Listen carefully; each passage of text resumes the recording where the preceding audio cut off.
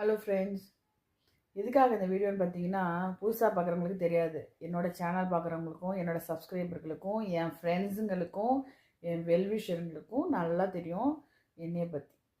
என்னென்னா, புதுசாக பார்க்குறவங்க என்ன நினைப்பாங்க, யூடியூப்பில் வீடியோ போட்டு சம்பாதிக்கிறத பற்றியா உக்காந்துக்குன்னு அப்படின்னு நினைப்பாங்க.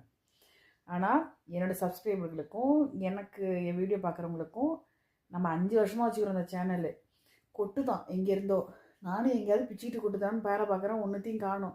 இந்த லட்சணத்தில் மெடிக்கல் லீவில் வேறு இருக்கியா, உக்காந்துக்குன்னு தான் காசு வாங்கிக்கிட்டு இருக்கீங்க.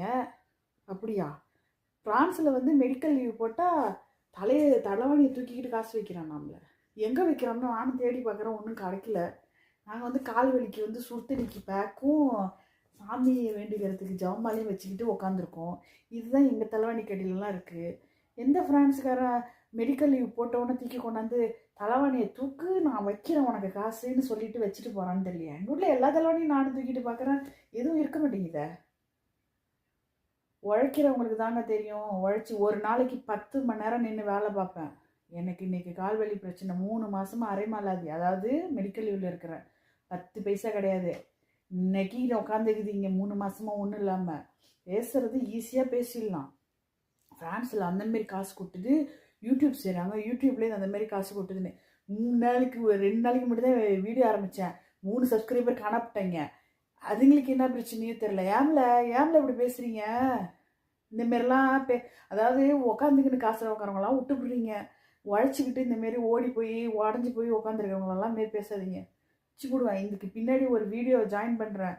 நான் எவ்வளோ மோட்டிவாக வேலை பார்ப்பேன், எவ்வளோ உட்காராமல் எல்லா வேலையும் செய்வேன் அப்படிங்கிறதெல்லாம் இதில் வீடியோவில் பார்த்து தெரியறத விட என்னை பற்றி தெரிஞ்சவங்களுக்கு நல்லா தெரியும். ஹாய் ஃப்ரெண்ட்ஸ், இது வந்து மகரம். இது எப்படி செய்யணும்னு பார்ப்போங்க. பார்த்திங்கன்னா இந்த பாக்ஸ் இப்படி தான் கடை போட்டுட்டு இதை எப்படியும் க்ளியர் பண்ணணும். இந்த பாக்ஸ் இது வந்து அது வைக்க வேண்டியது.